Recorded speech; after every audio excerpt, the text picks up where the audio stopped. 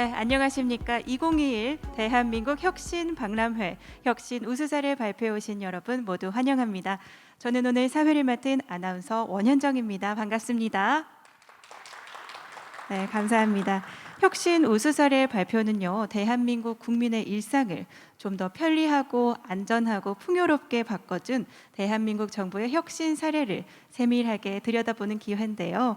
이 해당 혁신을 주도한 주무부처 관계자들이 직접 현장에 자리해 주셔서 추진 과정과 또 성과를 발표해 주실 예정입니다.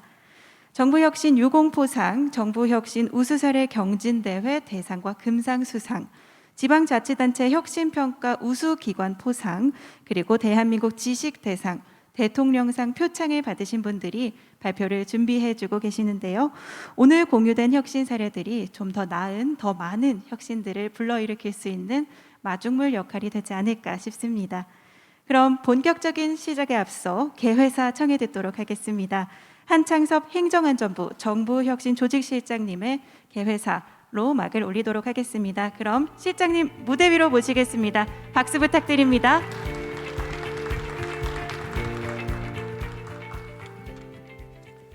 안녕하십니까. 반갑습니다. 정부혁신조직실장입니다. 먼저 오늘 혁신 우선 사례에 선정되어 대통령 표창을 받으신 기관 참사 여러분 모두에게 먼저 축하의 말씀을 드립니다. 오늘 이 자리에는 정부혁신 유공포상, 그리고 정부혁신 우수사례 경진대회 포상, 또 지방자치단체 혁신평가 우수기관 포상과 또 지난번에 있었던 지식대상 수상자들이 오늘 수상을 함께 참석을 하였습니다. 우리 조금 전에 오전에 개막식에서 장관님께서 시상하신 그런 시상식이 지금까지 여러분들이 고생해 오신 그런 것들이 또 조그마나마 격려가 되고 위로가 되었으면 하는 그런 바람입니다. 혁신이란 무엇일까 한번 생각해 봤습니다. 굉장히 어려운 그런 단어인데요. 제가 국어사전을 찾아보니까 묵은 풍습, 간섭, 조직, 방법 따위를 완전히 바꿔 새롭게 한다 이렇게 되어 있습니다. 굉장히 어려운 용어인데요. 그런 어려운 혁신을 여기 계신 여러분들은 당당히 이루어낸 그런 분들입니다. 다시 한번 고생하셨다는 말씀을 드리고요. 또 축하드린다는 말씀을 드립니다. 하지만 혁신이 그 혁신을 시작하는 데 그쳐서는 안 될 것 같습니다. 그러한 혁신이 우리 삶의 현장에서 실천이 되고 또 우리 여러 가지 사회 곳곳에서 개선이 될 때 진정한 혁신이 이루어졌다고 할 수 있습니다. 그래서 오늘 우수 사례에 선정된 그런 혁신 사례들을 같이 공유하고 또 널리 확산을 해서 실질적으로 우리의 삶 속에서 더 나은 삶이 이루어지고 또 정부가 이루어지는 그 서비스도 더 좋은 서비스가 이루어지기를 간절히 바라는 바입니다. 아무튼 여러분들이 오늘 발표해 주신 그러한 혁신 사례들이 널리 확산되기를 바랍니다. 그동안 고생 많으셨습니다. 감사합니다. 네, 한창섭 행정안전부 정부혁신 조직실장님이셨습니다. 좋은 말씀 감사드립니다. 그럼 이제 본격적인 발표 시작해 보도록 하겠습니다. 앞서 안내드린 바와 같이 정부혁신 유공 분야 혁신 사례, 정부혁신 우수사례 경진대회 혁신 사례, 지방자치단체 혁신평가 우수기관 혁신 사례, 그리고 대한민국 지식대상 대표 혁신 사례, 이렇게 4가지 분야의 발표를 차례대로 만나볼 텐데요. 첫 번째로 농림축산식품부의 발표를 들어보겠습니다. 농림축산식품부는 축산품 이력정보 서비스와 또 온라인 거래 시스템 도입, 그리고 안심식당 지정으로 혁신성을 인정받아서 정부혁신 유공 대통령 표창을 받았습니다. 그럼 손효림 사무관님께서 대기 중이신데요. 무대 위로 모시겠습니다. 여러분 큰 박수로 맞이해 주시기 바랍니다.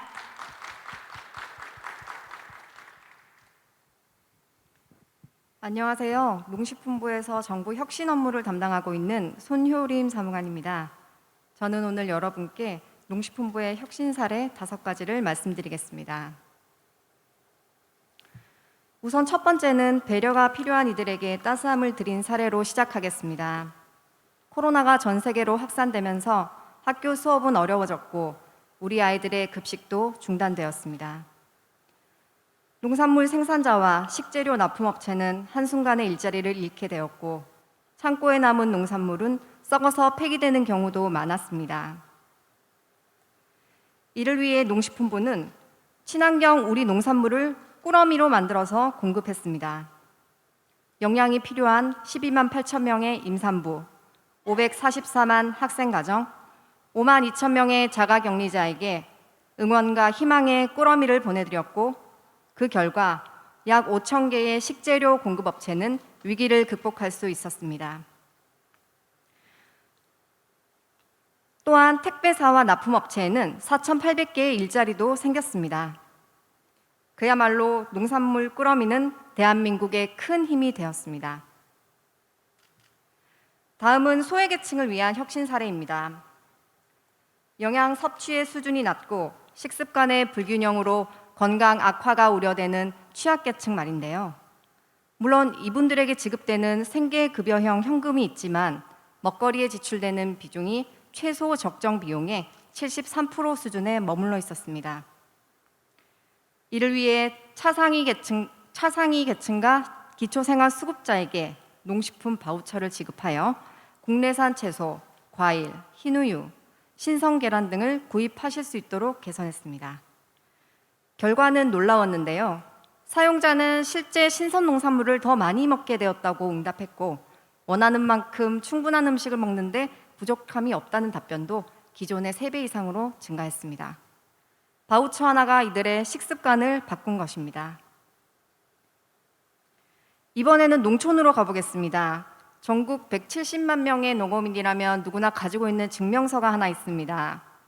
바로 각종 세제 혜택, 보조사업 신청에 꼭 필요한 농업 경영체 증명서입니다. 이것을 과거에는 해당 기관으로 직접 방문을 통해서 발급받았지만 이후 민원24, 무인 발급기 등에서도 발급하실 수 있도록 개선했습니다. 하지만 디지털 활용에 어려움이 있는 어르신들은 여전히 집에서 먼 거리에 위치한 발급기관을 방문하고 계셨던 것입니다. 편리성만 드리려고 했지 국민의 관점에서는 미처 생각하지 못했던 것이죠. 이를 위해 행정안전부와 협업하여 집 근처 읍면동 사무소에서도 발급하실 수 있도록 개선했습니다. 그뿐 아니라 읍면동 사무소와 발급기관인 국립농산물품질관리원은 기관 간 협업을 통해 앞으로도 더욱 효율적인 고객 서비스를 기대할 수 있게 되었습니다. 다음은 혁신을 통한 청년 취업 사례입니다. 요즘 젊은이들 취업 때문에 많이 힘들죠. 그중에는 도시가 아닌 농촌에서 꿈을 키우며 인생을 설계하는 젊은이들도 많은데요. 하지만 초기 자본이 부족한 이들에게 농지를 소유하기란 하늘의 별 따기입니다. 그래서 농지은행에서는 농지를 매입해서 임대를 해주는 사업을 하고 있지만 그마저도 물량이 적어 한계가 있었습니다. 농식품부는 청년들이 필요한 농지를 원하는 만큼 사용할 수 있도록 매입 가능 농지의 범위를 확대했고 그 규모도 600평으로 정해져 있던 것을 2배 축소한 300평으로 줄여 소규모 농지도 매입해서 빌려줄 수 있도록 개선하였습니다. 마지막으로 해외 온라인몰을 뚫어 위기를 극복한 우리나라 농식품 수출 사례입니다. 저는 코로나로 가장 많이 바뀐 생활 패턴 중에 하나가 쇼핑 방식이라고 생각하는데요. 마트나 백화점 대신에 온라인몰에서 물건을 시키는 사람들이 확실히 많아졌죠. 그에 따라 우리 농식품 수출도 온라인 판매로 방식을 바꿔야 했지만 우리나라 수출업체는 아직 온라인 직판을 하기에는 역량이 부족한 상황이었습니다. 이에 농식품부는 가까운 나라 중국을 타겟으로 판로를 개척해 보기로 했고 중국 최대 온라인몰인 T몰에 한국식품 국가관을 개설할 수 있었습니다. 현재까지 총 237개의 품목이 입점되어 있으며 방문자 수도 무려 390만 명을 돌파하는 운영 성과를 달성하고 있습니다. 최근에는 성장세가 높은 싱가포르, 필리핀 등 신남방 국가에도 5개소 추가 개설하였습니다. 온라인 직수출 기업의 육성과 한류 컨텐츠 연계를 통한 홍보로 2020년에는 역대 최고의 수출액을 달성하고 있습니다. 여러분, 저는 정부 혁신의 담당자로서 한번 생각해 봤습니다. 진정한 혁신이란 게 과연 뭘까? 오프라인을 온라인으로 바꾸고 아날로그를 디지털로 바꾸는 그런 과정만을 바꾸는 것이 아니라 진정으로 국민의 눈높이에서 정책을 개선하고 실행하는 것이라고 생각합니다. 농산물 꾸러미, 농식품 바우처, 농업 경영체 증명서, 농지 임대를 통한 청년 취업, 농식품 수출. 이 모든 것은 혁신의 생각으로부터 시작되었습니다. 저희 농식품부는 여기서 만족하지 않고 앞으로도 여러분들이 믿고 찾을 수 있는 정책을 추진해 나가겠습니다. 감사합니다. 네, 농림축산식품부의 발표 잘 들어봤습니다. 발표 감사드립니다. 다음은 경찰청의 혁신 사례 준비되어 있습니다. 저처럼 운전면허 갖고 계신 분들은 이미 알고 계시거나 아니면 오늘 이 기회를 통해서 이용해 보시지 않을까 싶습니다. 바로 모바일 운전면허 확인 서비스인데요. 국민의 편의를 위한 혁신 사례로 2020 행정안전부 우수 한류 콘텐츠에 선정이 되기도 했습니다. 장영준 경감님께서 준비해 주셨는데요. 무대로 모시겠습니다. 여러분 큰 박수 부탁드립니다.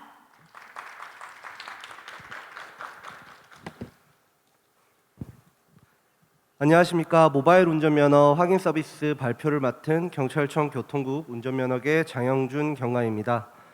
지금부터 정부 혁신 우수 사례인 운전면허증 이제 스마트폰에 담는 이름으로 모바일 운전면허 확인 서비스를 발표하겠습니다. 먼저 모바일 운전면허 확인 서비스를 왜 추진하게 되었는지, 추진을 위해 어떤 과정을 거쳤는지에 대해 말씀드리겠습니다.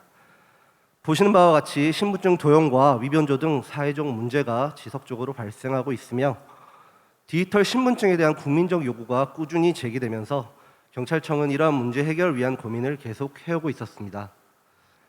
이때 이동통신 3사가 경찰청에 제안을 하였습니다. 경찰청과 도로교통공단에 운전면허 정보를 이동통신 3사의 본인 확인 모바일 앱인 패스앱에 등록하여 사용자의 운전 자격과 신분을 간편하게 확인이 가능하도록 하는 모바일 운전면허 확인 서비스 사업을 추진하자고 말이죠.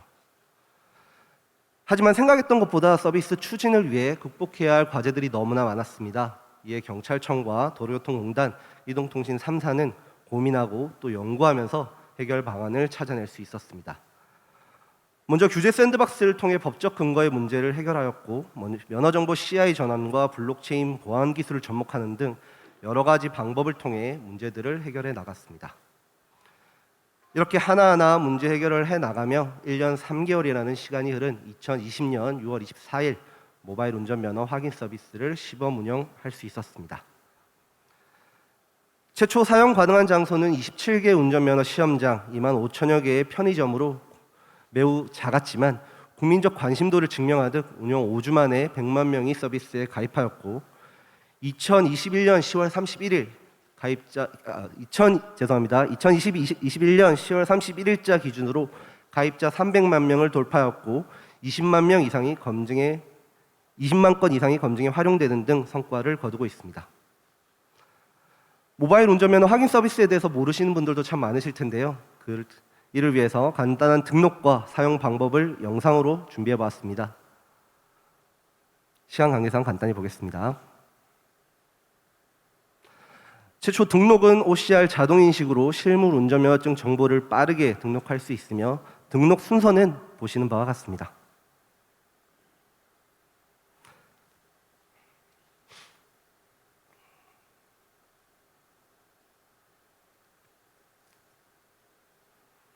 다음은 사용 방법입니다. 보시는 바와 같이 30초마다 갱신이 되는 QR코드로 안전하게 운전면허 정보와 성인 여부를 확인할 수 있습니다.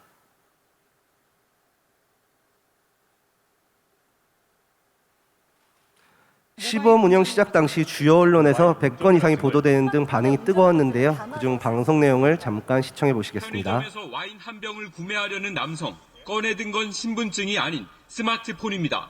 신분증 좀 제시해주세요. 확인됐습니다. 스마트폰으로 들어온 모바일 운전면허증. 누구나 발급받을 수 있습니다. 지문인식 등 본인 인증을 거친 뒤 운전면허증을 촬영해 등록하면 몇 분 만에 발급이 끝납니다. 마스크를 쓰는 고객들이 많아서 얼굴 확인에도 어려움이 많았습니다. 특히나 위조된 신분증으로 구입한 술과 담배 같은 경우는 행정처분이 생년월일과 주소와 같은 개인정보는 숨겨져 있습니다.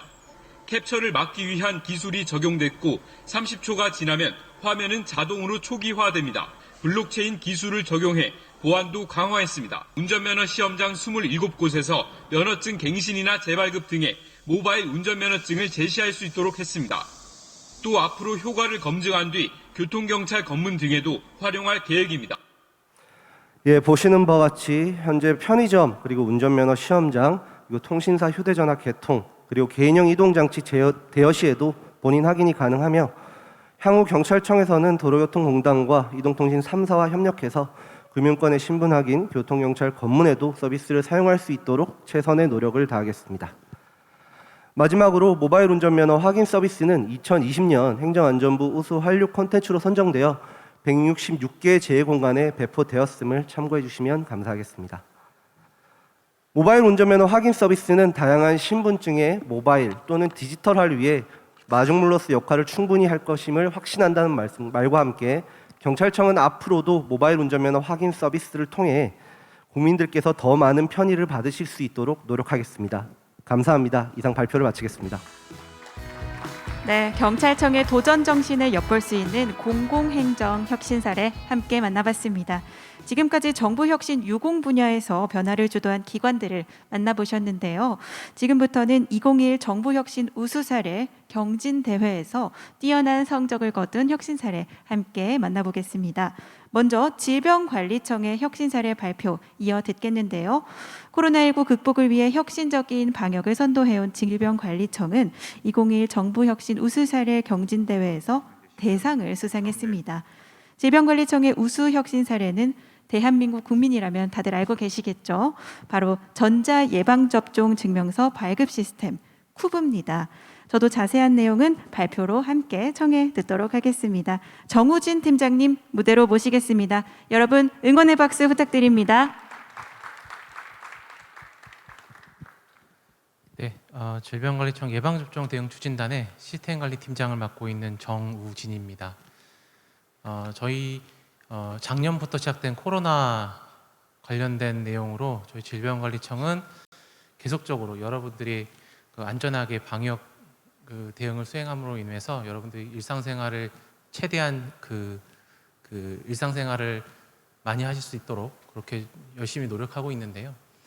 오늘 한 해 같은 경우에는 연초부터 예방접종을 통해서 코로나를 미연에 감염에 방지하고자 하는 정책들을 많이 진행을 해왔고 무려 이제 현재 80%에 가까운 그 예약률을 보이면서 여러분들께서 이제 예방접종에 많이 참여해주고 계십니다. 다만 이제 연초에 그 예방접종에 대한 증명을 이제 어떻게 할 것이고 그리고 접종자를 어떻게 판별할 것이라는 사회적 요구가 이미 예방접종을 진행하기 전부터 끊임없이 논의가 되어 왔었습니다. 저희가 가지고 있는 그 기본적인 예방접종 체계는 그 사실을 증명하기 위한 종이 수단으로 활용하는 것이 전부였고요. 그것이 이제 우리나라보다는 외국 같은 경우에는 그 위조 또는 변조에 대한 행위들에 되게 크게 많이 이슈가 되어 있던 상황이었었고요. 저희도 외국과 같은 사례를 다시 되새기지 않기 위해서 그것들을 사전에 차단하는 방법을 계속 고민을 해왔었습니다. 또한 종이증명서 같은 경우에는 휴대하기 굉장히 불편합니다. A4 용지로 출력되어 있는 한 장의 종이를 증명하기 위해서 계속 휴대해야 되는 불편함이 있을 거고요. 그리고 만약에 그 종이를 분실하였다고 했을 때 거기에 담아져 있는 각종 개인정보, 그 본인이 접종을 언제 했고 그리고 어떤 백신을 맞았는지 그 개인적인 정보들이 그 분실되기 위험하고 그리고 다른 사람들이 가져갔을 때 악용할 소지도 충분히 있다고 판단해 왔습니다. 또한 그 정부 혁신에 대한 기본적인 방향이 개인들한테 맞춤형으로 제공하는 서비스, 그 기반에는 항상 대한민국 국민들이 가지고 있는 가장 기본적이면서도 그리고 정부 혁신을 이끌어가는 가장 큰 수단으로서 스마트폰에 대한 보급률을 크게 들 수 있을 것 같습니다. 이 부분은 다른 국가, 다른 OECD 국가들보다도 굉장히 높은 비율에 있어서 오히려 그 정부 혁신을 크게 수행하기 위한 가장 기초적인 보탬을 이 대한민국 국민들 여러분께서 가장 많이 인프라를 보유하고 계시다라는 식으로도 해석할 수 있을 것이라 보입니다. 정말로 그 혁신을 이뤄나가기 위한 기본적인 전제 조건, 그리고 한국이 가지고 있는 ICT 기술에 대한 우수성, 이런 것들을 좀 저희가 그 종이 증명서에 대한 어떤 불완전한 측면들을 많이 개선하려고 노력을 했었고요. 그래서 올해 4월 그 전 국민 중에 적어도 4명 중에 한 분은 그 예방접종 증명서를 전자화시킨 앱, 쿠브라는 앱을 이미 다운받아서 사용을 잘 하고 계십니다. 특히 이제 전자예방접종 증명서 앱 같은 경우에는 실제 증명서를 발급한 횟수가 1억 건이 넘었고요. 그리고 점심이나 저녁 때, 특히 이제 QR 체크인 하실 때 사용하는 빈도수도 현재 10월 중순 기준으로는 한 5억 건수가 넘었습니다. 실제로 많은 분들께서 이 전자예방접종 증명서를 굉장히 잘 사용해주고 계십니다. 특히 이제 7월부터 시행돼 있던 가장 큰 특징 중에 하나는 기존의 역학조사를 수행하기 위해서 사용했었던 QR 체크인 기능, 정식 명칭은 전자 출입 명부라고 하는 제도인데요. 그 QR 체크인을 통해서 내가 어느 시설에 방문했는지 그 기록하는 행위 포함해서 내가 어느 예방접종을 맞았다라고 하는 코로나 백신에 대한 종류, 그리고 접종 날짜를 간편하게 인증할 수 있는 체계로 통합을 시켰습니다. 특히 이 부분은 이제 네이버, 카카오와 같은 민간 플랫폼의 그 긍정적인, 적극적인 협조를 통해서 실제로 6천만 가까이 하는 그 검증 건수를 실적으로 표현할 수 있는 하나의 장점으로 저희가 설명할 수 있을 것 같습니다. 어떤 쿠브에서는 그 기존에 가지고 있는 그 성능의 블록체인보다 좀 성능이 좀 멀뚱하게 높은 블록체인 시스템을 도입했습니다. 아까 말씀드린 것처럼 그 전 국민들이 사용하고 그리고 실제로 올해 당장 써야 되는 체계이면서 위변조를 막기 위해서는 블록체인 기술이 반드시 필요했던 상황입니다. 그 블록체인 성능이 기존에 가지고 있는 다른 여타 플랫폼 같은 경우에 비해서 월등하게 높은 수준을 유지해서 전 국민이 한꺼번에 사용을 해도 될 만큼 시스템이 안정적으로 돌아갈 수 있는 그런 속도를 내게 되었습니다. 특히 이 블록체인은 암호화폐 없이도 좀 전국 국민들이 편리하게 사용할 수 있다라고 하는 증명 사례도 저희는 외국에서도 표현을 하고 있습니다.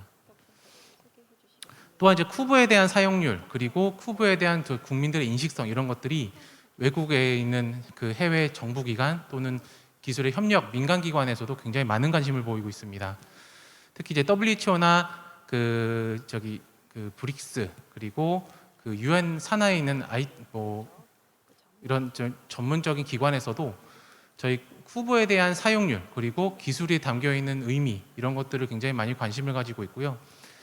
실제로 한 8월, 9월경부터 시작을 해서 그 저희 쿠브에서 한국이 사용하고 있는 쿠브 앱에 대한 홍보, 그리고 기술에 대한 설명들을 많이 요구를 하셨고요.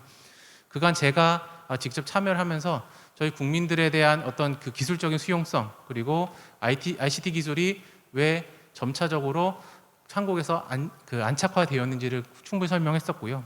그 기술에 대한 검증도 외국 리눅스 재단에서 공식 기술 지원을 받을 수 있도록 하는 그런 협조 요청 문서도 저희 질병관리청에 정식으로 보내왔습니다. 특히 이제 리눅스 재단은 기존의 그 블록체인 기술을 개발하고 운영하던 하이퍼레저 패블릭이라고 하는 그런 기술을 가지고 있는 기관인데, 오히려 저희 기술을 표현함으로 인해서 자사의 기술의 운영 지원을 중단하는 등의 좀 혁신적인 내용들 좀 이끌어내기로 했습니다.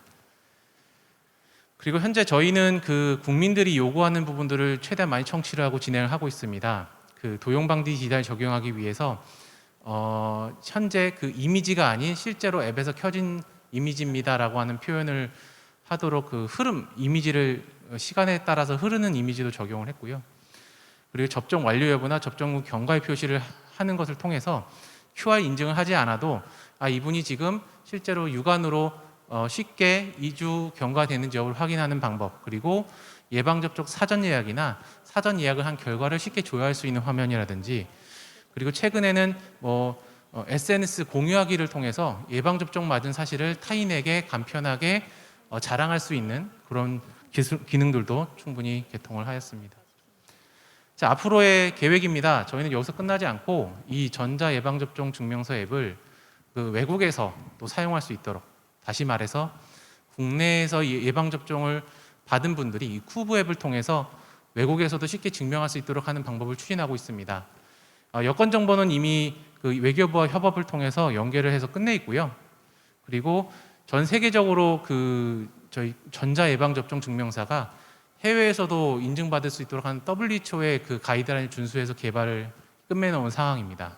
그 결과 이제 얼마 안 남았네요. 11월 15일부로 저희 싱가포르와 VTL 협정을 맺을 예정입니다. 상호 여행 간의 격리 면제를 하는 협약을 저희 완료했고요. 11월 15일부터 시행인데 저희 쿠브 앱을 통해서 쉽게 예방접종을 싱가포르 국가에 입국을 할 때 간단하게 인정할 수 있도록 하는 체계를 지금 논의 중에 있고요. 그리고 외국에서 접종받으신 분들도 전자출입 명부 또는 쿠브 앱을 통해서 QR 체크인할 수 있도록 하는 기능도 개발하고 있고요. 그리고 아마 연말까지는 PCR 검사 확인서를 이 쿠브 앱에서 확인할 수 있도록 하는 기능도 계속 진행하고 있습니다. 저희 질병관리청은 개청한 지 얼마 안 된 기간입니다. 그럼에도 불구하고 국민들의 적극적인 일상회복 지원을 위해서 충분히 노력하고 있다는 말씀을 드리면서, 그리고 저희가 예방접종이나 방역 대응에 대해서 충분히 역할을 수행하고 계신 지자체 공무원 여러분, 중앙부처 여러분, 그리고 특히나 의료기관에서 종사하시는 의료인들 여러분께 다시 한번 감사의 말씀드리면서 저는 발표 마치도록 하겠습니다. 감사합니다. 네, 발표에 수고해주신 정우진 팀장님 감사드립니다. 저희 전자예방접종 증명서 쿠브가 국제적인 우수 사례로 소개되고 또 해외로 진출할 예정이라고 하니까요. 대한민국의 위상도 한층 높일 수 있는 혁신 사례가 아니었나 싶습니다. 다음으로 넘어가겠습니다. 2021 정부혁신 우수사례 경진대회에서 금상을 수상한 5가지 사례들을 만나볼 차례입니다. 국민의 편의를 위한 혁신 사례로 2020 행정안전부 우수한류 컨텐츠에 선정이 되기도 했는데요. 먼저 행정안전부에서 보조금 24 혁신 사례 발표를 준비해 주셨습니다. 확인하기 복잡하고 어려운 이 보조금을 한 번에 확인할 수 있는 통합 서비스로 국민의 호응을 얻은 시스템이죠. 전명주 과장님께서 발표해 주시겠습니다. 여러분 박수로 맞이해 주십시오. 네, 안녕하십니까. 방금 소개받은 오전에 사회자도 사용하신다는 행정안전부 정부 입사 업무 담당과장 전명주입니다.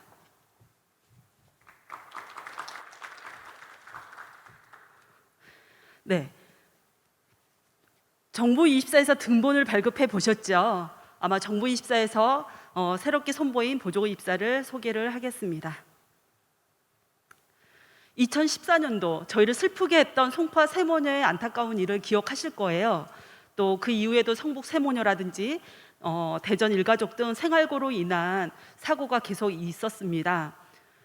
이로 인해서 저희 정부는 100조 원의 국고 보조 예산과 또 수천 개의 서비스를 제공하고 있습니다.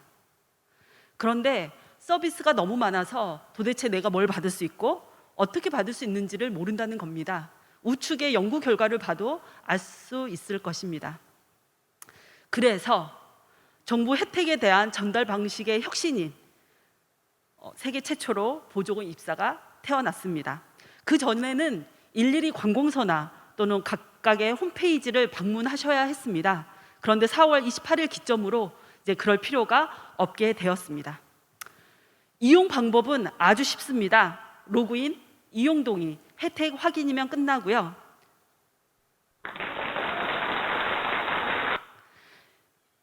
예를 들어 김국민님이 1분 이내로 24건을 안내를 받았습니다. 어떻습니까? 아주 쉽죠? 보조금 입사는 총 3개년에 걸쳐 완성될 예정인데 올해 4월에 최초 개통을 하였고 12월에는 지자체, 또 내년에는 공공기관으로 발전할 예정입니다. 그럼 이렇게 쉽게 만든 비법 3가지를 말씀을 드릴게요. 첫째로는 36개 중앙부처를 포함한 각종 보조금 정보를 한 곳에 모았습니다. 그리고 16개의 기관의 시스템을 서로 연결을 했고요. 또 정부24에서 안내를 받으시고 바로 온라인 신청이 가능하도록 서로 협력을 했습니다. 3년 전에 저희가 이 사업을 시작할 즈음에 굉장히 어려운 3가지 이슈가 있었습니다. 이 문제를 국민과 또 전문가가 함께 저희가 극복을 했는데요. 먼저는 국민이 보조금 입사라는 이름을 지어주셨고, 또한 국민들이 베타 테스트에도 참여해 주셨습니다. 또 정부 입사 이용이 어려운 분들을 위해서 주민센터를 가시거나 또 우리 지자체 주민센터 사회복지 공무원이 위기 가정을 방문하시거든요. 그럴 때에도 안내받으실 수 있도록 저희가 제도를 개선을 했습니다. 최근에는 저희가 정보를 공개해서 누구나 활용할 수 있도록 했습니다. 지난 6개월간 저희가 약 200만 명이 이용을 하셨는데요. 너무 좋다고, 정말 이런 게 혁신이다, 또 드디어 나왔네요, 알게 되어 다행이다 라며 칭찬을 해주고 계십니다. 유튜버들도 보조금 입사가 도움이 되니까 직접 영상을 제작해 주셨어요. 그래서 한번 검색해 보시면 무지 많이 나옵니다. 지자체의 도지사님 또 시장 군수님도 홍보대사 역할을 해주고 계시고요. 아마 여기에 우리 지자체 공무원 와 계시는데 제가 대구시에서 만든 보조금 입사 홍보 영상을 아주 재밌게 봤거든요. 그래서 아마 여러분들이 지역 주민들이 혜택을 놓치는 일이 없기를 바라는 마음으로 만들어 주셨다고 생각을 합니다. 보조금 입사를 직접 이용한 우리 국민들의 소감을 들어보시도록 하겠습니다. 안녕하세요. 저는 보조금 24 혜택에 감동을 전달하는 조혜련 통신원입니다. 저는 지금 서울 한 지역에 나왔는데요. 시민분을 직접 만나봤습니다. 안녕하세요. 보조금 24에 어떤 혜택을 받고 계신가요? 저는 할아버지 할머니를 모시고 살면서 취업 준비도 열심히 하고 있는 취준생입니다. 네. 좋은 보조금 혜택이 있다고 들었는데 네. 바쁘니까 그냥 놓치고 있었어요. 예. 시간을 낭비하지 않고 혜택을 모바일로 받고 너무 편리하게 잘 누리고 있습니다. 네, 이번에는 어르신 한 분이 나오셨습니다. 어떤 혜택을 받고 계세요? 네, 저는 동네 근처에서 노인 일자리 사업에 참여하고 있습니다. 한 5년 전쯤인가 통합문화 이용권을 받았는데 한 번만 받고 그 이후에는 까먹고 있었던 거죠. 근데 동네 할머니 한 분이 보조금 24 얘기를 해주더라고요. 네. 그래서 들어가 보니 매년 받을 수 있는 거였어요. 이제는 저도 여기저기 알리고 다녀요. 보조금 입사를 꼭 들어가 보라고. 마지막으로 한 분 더 모시겠습니다. 어떤 혜택을 받고 계신지요?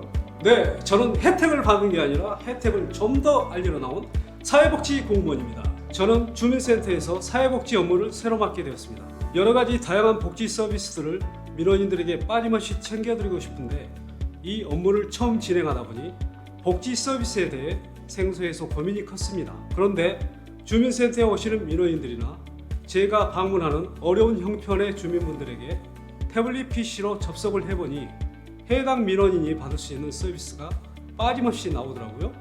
저 같은 민원 담당 공무원에게는 보조금 24가 최고입니다. 네.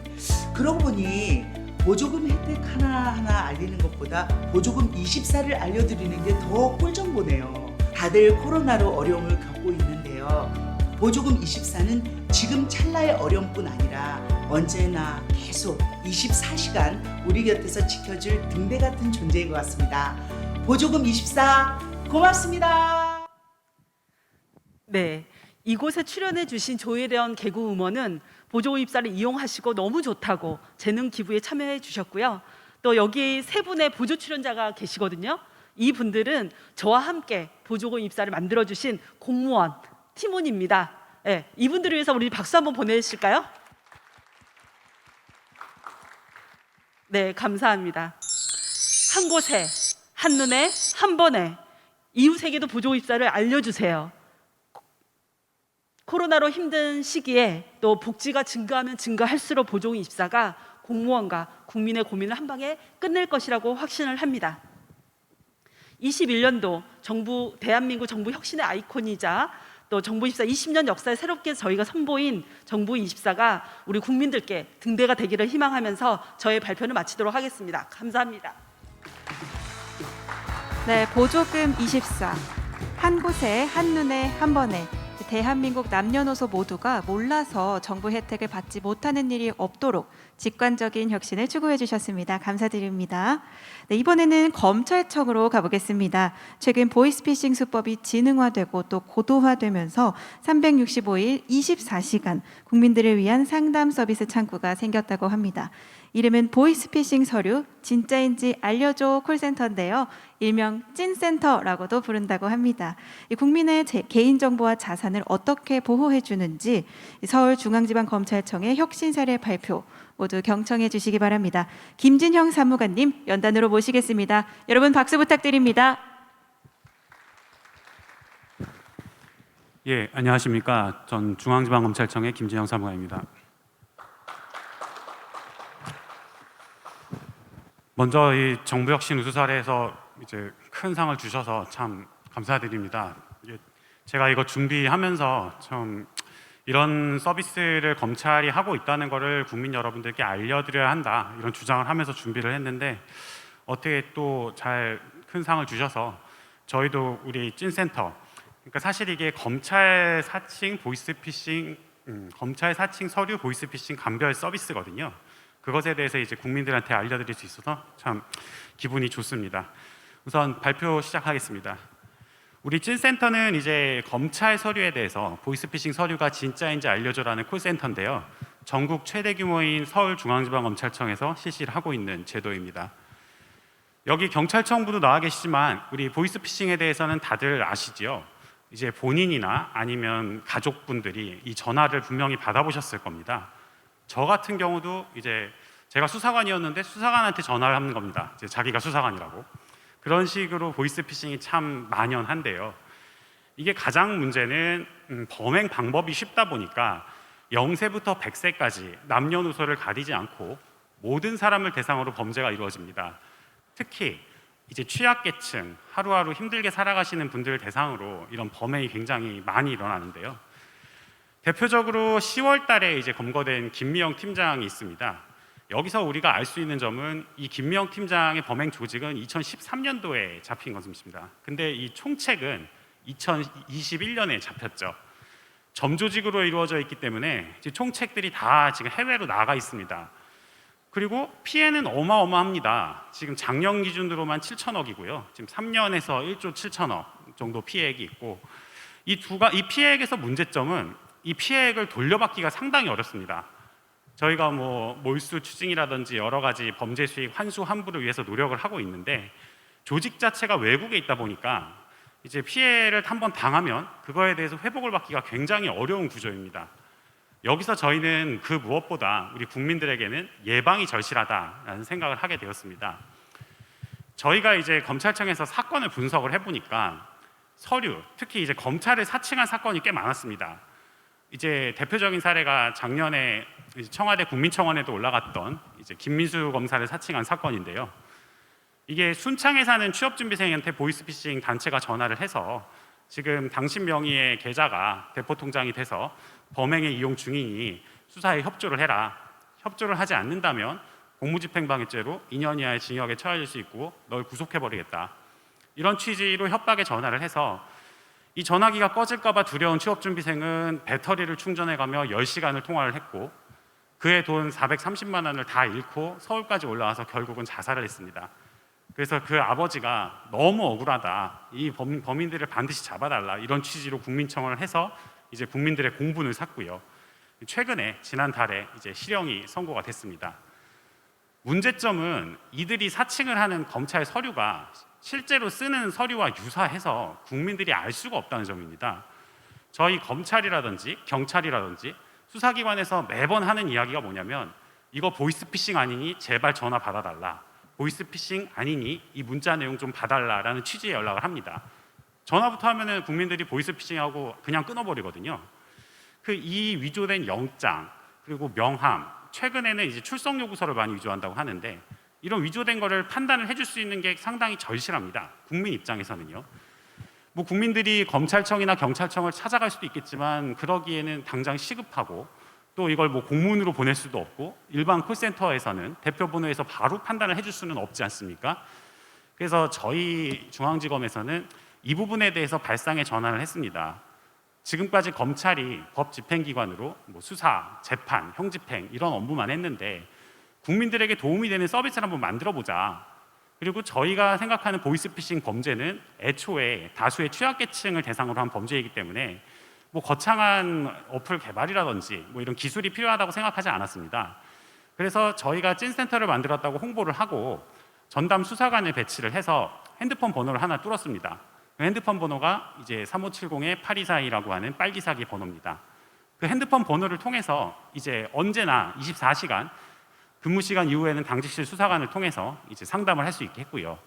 저희가 1년 정도 운영을 했더니 한 4,900건 정도, 그 정도 접수가 됐습니다. 이렇게 전화 상담이라든지 이제 서류를 핸드폰으로 보내주면 바로 얘기를 해줄 수가 있고요. 굉장히 단순해 보이지만 이게 실익이 굉장히 큰 게 우리 보이스피싱의 피해자분들은 핸드폰도 제대로 못 쓰시는 분들이 많습니다. 근데 그분들도 사진 찍고 보낼 줄은 아세요. 그렇기 때문에 검찰 관련된 서류면은 일단 찍어서 보내봐라. 그럼 우리가 그걸 확인을 하고 이게 진짜면은 이거 진짜니까 수사에 협조하셔라 이런 취지로 이야기를 해주고 만약에 서류가 없거나 그러면 저희가 답을 할 수는 없으니까 대응하는 방안에 대해서 이야기를 하고요. 국민들에게 알리는 게 급선무기 때문에 작년에 5일 정도 SKT 가입자들에게 전부 다 문자를 보내서 홍보를 하기도 했고요. 구체적으로 이게 피해 예방 사례는 보이스피싱은 결국 내 돈이나 내 계좌 번호, 비밀번호가 범죄단체한테 넘어가지만 않으면 됩니다. 그래서 돈을 인출해서 들고 가다가 마지막에 검색해서 전화를 해서 막은 사례, 이런 사례들이 저희는 가장 큰 실익이 있는 사례라고 봅니다. 실제로 그런 사례들이 꽤 있고요. 저희가 이제 일반 금융기관에서 얘기하는 거라고 동일하게 뭐 이것만 꼭 기억해달라는 취지로 얘기를 하는데 저희 찐센터가 알려져서 이제 보이스피싱 단체가 이제 악성 어플을 깔면 악성 어플 깔린 상태에서 찐센터 번호로 전화를 걸면은 보이스피싱 단체가 전화를 받습니다. 그래서 다른 전화번호로 전화를 해라 이런 취지로 저희가 안내를 하고 있고요. 지금 보이스피싱이 참 옛날부터 있었는데 최근에 뭐 경찰에서도 보이스피싱 검거 TF를 만들었다고 하죠. 정말 근절을 위해서 여러 수사기관들이 많이 노력을 하고 있는데 그 노력하고 별개로 예방을 하기 위해서 저희들이 도와줄 수 있는 방법은 국민들에게 굉장히 단순하지만 어떻게 보면 정말 단순하지만 찍어서 보낼 수 있는 서비스를 하나 만들고 그리고 이번 정부혁신 우수 사례를 통해서 저희도 이제 내부적으로 더 확대해서 운영을 하려고 계획을 하고 있습니다. 그러면 통해서 기본적으로 보이스피싱의 수사에서 검거하는 것 말고도 이렇게 예방을 열심히 할 수 있도록 저희 검찰에서도 앞으로 열심히 노력을 하려고 합니다. 저는 혁신이란 결국 발상의 전환이라고 생각을 합니다. 법 집행기관인 검찰에서 사실 예방 활동을 하는 것은 홍보 캠페인 정도에서 더 나아가지 않았습니다. 하지만 이런 보이스피싱이라는 특정 범죄에 대해서 이제 우리가 서류를 감별해 준다는 그런 발상의 전환으로 시작을 하는 게 저는 혁신이라고 생각을 합니다. 각 기관마다 여러 공무원분들께서 혁신을 위해서 노력을 하시는데 오늘 이런 우수 사례들이 참 국민들에게 큰 도움이 됐으면 좋겠습니다. 이상입니다. 네, 보이스피싱 근절을 위해서 노력하는 서울중앙지방검찰청의 몰입감 넘치는 발표였습니다. 덕분에 보다 안전하게 바뀔 우리 일상을 상상해 볼 수 있었는데요. 정부는 11월 1일부터 단계적 일상 회복을 추진하고 있습니다. 정책을 보조하기 위해 한국사회보장정보원에서 IT 분야 혁신 사례를 이뤄내서 화제가 되고 있다고 합니다. 안전하고 편리하고 개인정보도 지킬 수 있는 국민의 스마트한 일상을 위해 노력한 QR코드 방문 인증 시스템 스마트 패스 소개하고자 합니다. 한국사회보장정보원 김진아 선임님께서 발표 준비해 주셨습니다. 여러분 힘찬 박수 부탁드립니다.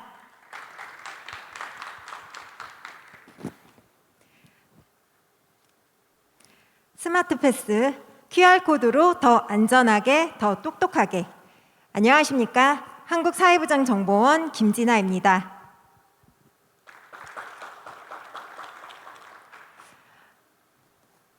여러분, 오늘 입장하실 때 QR코드 다 찍고 들어오셨죠? 바로 한국사회보장정보원이 구축한 플랫폼입니다. 이제 우리는 위드 코로나의 첫 발을 내딛었습니다. 요즘 흔히 볼 수 있는 QR코드로 한국사회부장정보원이 위드 코로나를 어떻게 준비하고 있는지 그 과정을 소개하고자 합니다. 2020년 기억하시죠? 당시 가장 시급했던 것은 확진자의 동선 파악이었습니다. 한국사회부장정보원은 이미 QR코드 방문 인증 시스템을 발빠르게 적용하고 있었습니다. 여기에서 신속한 동선 파악의 해답을 찾았고 카카오와 네이버와 같은 대형 포털 기업을 설득해 언제 어디에서나 존재하는 디지털 출입증, 전자출입 명부를 만들어냈습니다. 한국사회부장정보원은 여기서 멈추지 않았습니다. 국민의 안전, 편의, 보안이 더해진 QR코드, 어떤 모습일까요? QR코드의 혁신 첫 번째, QR코드로 더 안전하게. 이전에 식당에서 백신 예방 접종 증명하실 때 어떠셨나요? 좀 불편하시진 않았나요? 한국사회부장정보원은 QR 체크인을 하면 동시에 백신 예방 접종 정보도 확인할 수 있도록 의견을 제시했고 기술을 적용했습니다.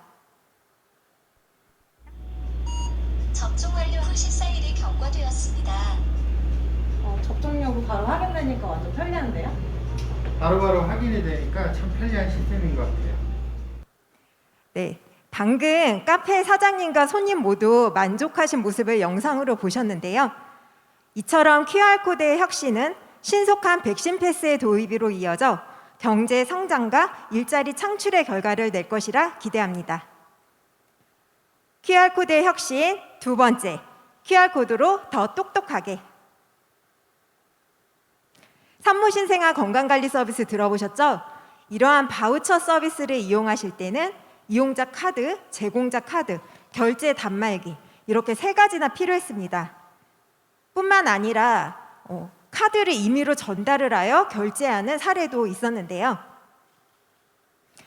한국사회부장정보원은 이러한 부분을 해결하고자 QR코드를 스캔하여 결제할 수 있는 스마트 결제 체계를 도입했습니다.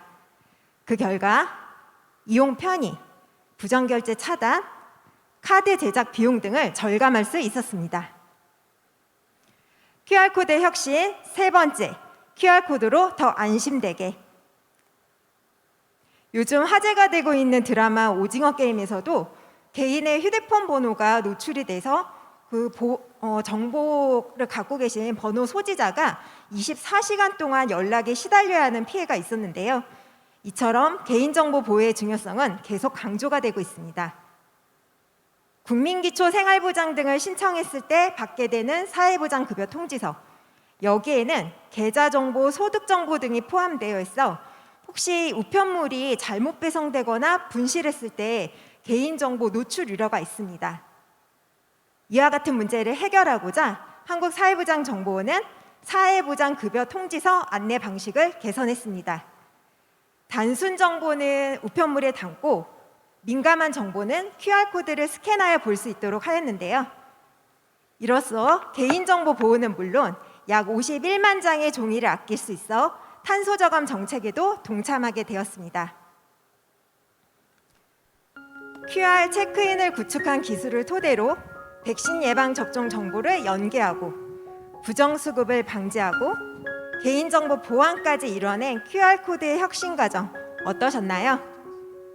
일상으로 회복 이후에도 펼쳐질 한국사회부장정보원의 디지털 혁신 기대해 주시기 바랍니다. 한국사회부장정보원은 국민의 내일을 위해 오늘을 혁신해 가겠습니다. 감사합니다. 네, 백신 예방 접종 확인에서 또 부정수급 방지까지 말씀하신 것처럼 안전하고 똑똑하게 우리 일상을 바꾼 사례가 아닌가 싶습니다. 좋은 발표 감사드립니다. 네, 제4차 산업혁명과 코로나19로 우리는 비대면 시대 그리고 디지털 전환의 시대를 맞이하고 있습니다. 시대의 흐름에 발맞춰서 온라인 그리고 오프라인에서 신원 증명 서비스가 필요하게 됐는데요. 이번 발표는 행안부에서 준비한 디지털 신원 증명 혁신 사례입니다. 박범수 사무관님께서 발표해 주시겠습니다. 여러분 박수 부탁드립니다. 예, 행정안전부 비대면 보안인증팀의 팀장 박범수입니다. 디지털 신원증명과 예. 디지털 신원증명에 함께라는 주제로 발표를 하게 되었습니다.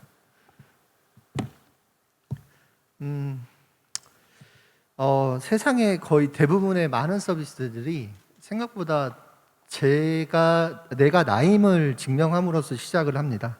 어떤 서비스든 중요한 서비스든 등본이든 뭐 은행이든 여러 가지, 심지어 생각해 보면 치킨 같은 거 배달할 때도 제가 배달의 민족이나 뭐 이런 데서 내가 내 회원 정보를 입력을 해서 나임을 증명하고 그 다음에 치킨을 배달해 시켜 먹습니다.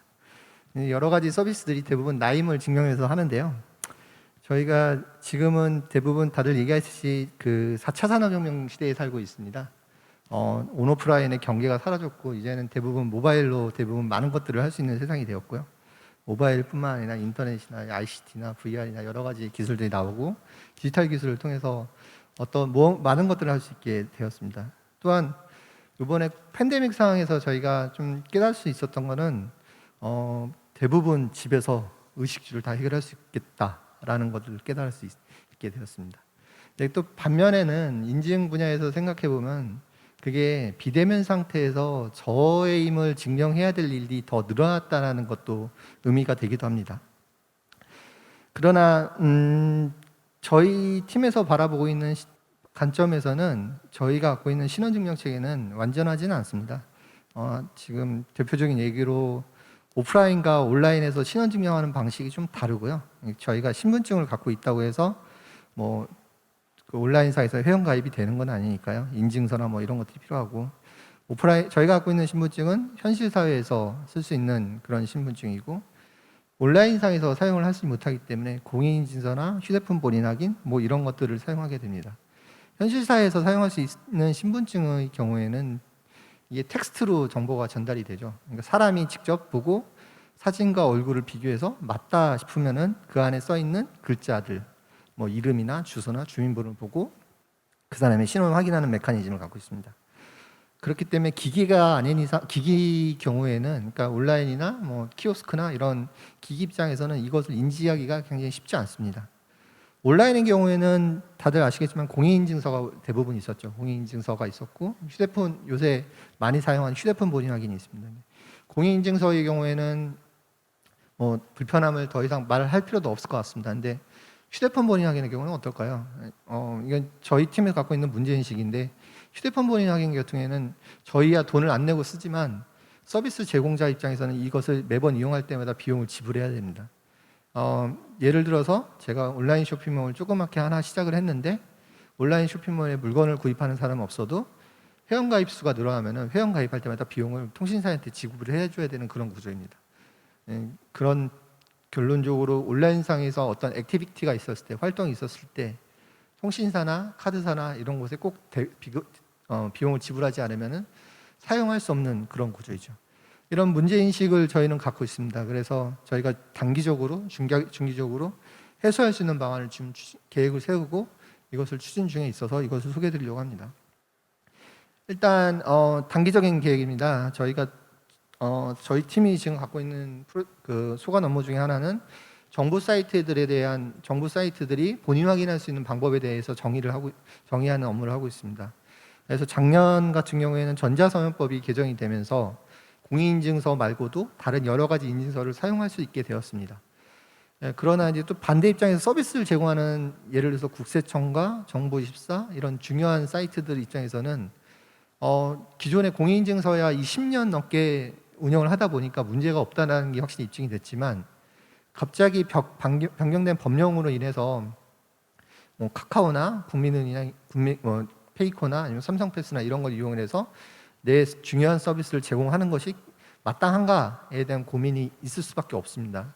제가 아닌 다른 사람이 국세청에서 뭔가를 한다던가, 아니면은 제가 아닌 다른 사람이 정보지사를 통해서 등본을 받아간다던가 이런 사태가 발생하면은 사실 굉장히 큰 사회적 이슈가 되기 때문에 전자서면법이 개정됐음에도 불구하고 새로운 인증수단을 도입하는 것은 실무자 입장에서는 굉장히 고민되는 부분입니다.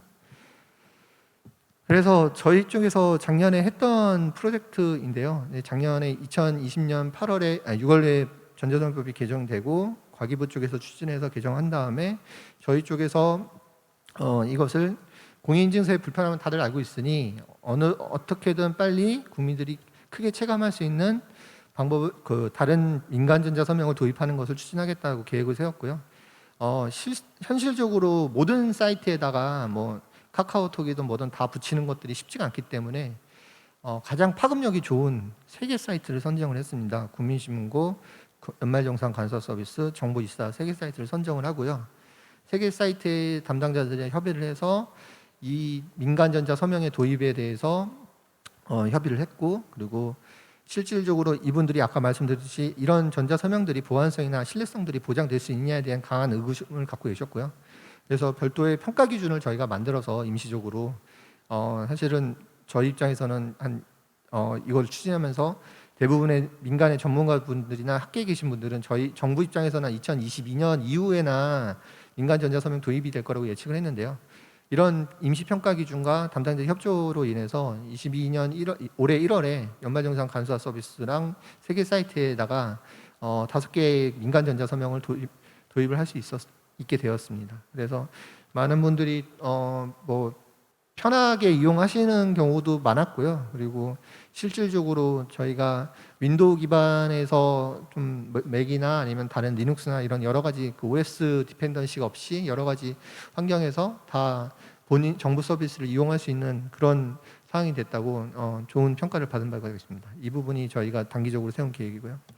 중기적인 계획입니다. 모바일 신분증을 저희가 현재 추진하고 있습니다. 모바일 신분증은 단순히 뭐 국민분들한테 말씀드렸을 때는 단순하게 설명하면은 신분증은 안 들고 다니고 휴대폰에 넣고 다니겠다라는 게 가장 와닿는 이야기일 거고요. 근데 그 이상의 어떤 오프라인과 온라인 둘 다 저희가 신원 증명을 할 수 있는 서비스를 준비를 하고 있고, 이것들이 결론적으로 비대면에 대한 서비스들이 더 증가되는 현실에서 더 많은 튼튼한 기초를 대줄 수 있을 거라고 믿고 있습니다.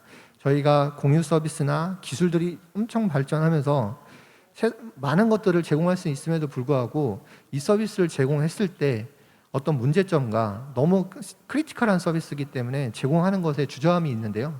확실한 신원증명을 제공할 수 있다면, 그러니까 정부가 보증하는 신분증을 제공할 수 있다면 디지털이나 비대면 사회를 더 앞당길 수 있다고 저희는 믿고 있습니다. 그래서 올해 저희가 운전면허증을 추진해서 22년 1월, 그러니까 1월 달에 시범 사업을 추진할 거고요. 내년엔 유공자증, 그리고 장애인 등록증, 외국인 등록증, 청소년증까지 현재 계획상 잡혀 있습니다. 저희가 아마 만드는 모바일 신분증은 아까도 말씀드린 온오프라인에서 둘 다 될 겁니다. 뭐 현재는 공무원 저희가 국민들한테 서비스하기 전에 공무원을 대상으로 먼저 모바일 공무원증을 올해 오픈을 해서 1년 동안 운영을 하고 있고요. 이 서비스를 추진하면서 가장 얘기를 많이 듣는 거는 제가 핸드폰 잊어버리면 모든 걸 다 잊어버리는 건가요? 다른 사람이 저인 척해서 뭐 뱅킹이나 이런 것들 다 할 수 있는 거 아닌가요? 뭐 이런 얘기를 많이 듣기 때문에 저희도 충분히 그 부분을 감안해서 최대한 이 부분에 문제가 없게 저희 입장에서는 예를 들어서 그 검증된 보안 기술 등을 많이 이용을 해서요. 다른 사람이 사용할 수 없도록 어느 정도 기술을 도입을 해서 진행을 하고 있는 거고요. 아마 저희가 올해 모바일 운전면허증을 시작을 했을 때 기대되는 거는 온라인상에서는 아까도 말씀드렸듯이 간편 인증이 있어서 뭐 카카오나 여러 가지 다른 인증서로도 저임을 증명하고 등본이나 구수청 연말정산 간소 서비스를 이용할 수 있었겠지만 점진적으로 정부의 모든 사이트에서 정부 그 모바일 신분증 통해서 신원 확인을 할 수 있는 그런 기능을 하려고 합니다. 그리고 금융권에서 비대면 계좌 개설, 대면 계좌 개설 뭐 이런 것들도 다 가능할 수 있게 할 거고, 차량 렌트를 비롯해서 대부분의 신분증이 이용되는 공공기관, 금융기관이 핵심이고요. 그 기반으로 해서 사회 전 분야에 비대면에서 신원 확인하는데 문제가 없을 수 있도록 준비를 하려고 합니다. 이게 상당 부분 좀 의미가 되는 것은, 저희가 의미를 찾고 있는 것은 아까도 말씀드렸듯이 이용자 입장에서는 이것에 대한 서비스 제공이 그다지 달라지지 않았다고, 단순히 들고 다니지 않는 불편함만 사라졌다고 생각할 수도 있겠지만 서비스 제공자 입장에서는 로그인할 때나 본인 확인할 때마다 비용이 지불되는 것들에 대한 부담이 사라질 거고요. 그리고 보다 높은 수준의 신뢰성을 보장해 줄 수 있을 겁니다. 그러니까 단순히 생각해봐도 휴대폰 개통할 때 대리점 직원이 이 사람의 신원을 확인해서 휴대폰을 개통해주고 그걸 베이스로 해서 본인이 확인해주는 것과 정부의 공무원이 담당을 신원 확인해서 법 절차대로 신원 확인해서 신분증을 발급해주는 것에 대해서는 신뢰성 차이가 분명하기 때문에 더 높은 신뢰성으로 더 높은 깊고 많은 서비스들을 제공받을 수 있을 거라고 기대하고 있고요. 오프라인에서도 뭐 지금 신분증과 아주 동일한 정도의 수준, 동일하게 진행을 할 수 있게 도로교통법을 지금 개정을 진행 중이고 1월부터는 시행을 할 수 있게 지금 진행하고 있습니다. 제가 지금 사실 이 프로젝트를 한 2년 정도 지금 진행을 하고 있는데요. 제가 뭐 이런 부분에 대해서 학생 때 뭐 공부하거나 뭐 그런 건 아니었는데 이 부분에 대해서 우리나라 빼놓고도 많은 국가에서 사실 되게 많이 트라이를 하고 있어요. 되게 먼저 하려고 먼저 트라이하는 국가도 되게 많고요. 경쟁적으로 되는 국가도 많고요. 다들 디지털 전환이라는 핵심 아젠다에서 디지털 아이덴티티가 기반이라는 걸 다 인지하고 있기 때문에 각국에서 많은 비용을 들여서 진행하고 있습니다. 예를 들어서 독일 같은 경우에는 한 개의 국이 세 개국, 그러니까 부처가 3개 부처에서 경쟁적으로 도입을 추진하고 있고 그 규모도 굉장히 큰 규모로 하고 있습니다. 그것들은 어떤 다들 인지하고 있는 것들이 디지털 경제 환경, 사회 환경 이런 것들을 구현하기 위해서는 디지털 신원 증명이라는 것들이 기초가 되어야 된다는 걸 다 알고 있기 때문에 그런 경쟁적인 추진이 되고 있는 거고요. 맥킨지나 아니면 마켓쉐어 뭐 이런 보고 리포트에 따르면은 디지털 신원 증명은 막대한 경제적 가치 창출은 물론이고 개인, 기업, 정부 모두가 혜택을 보는 포용적 성장 사업의 핵심이라고 리포팅하고 있습니다.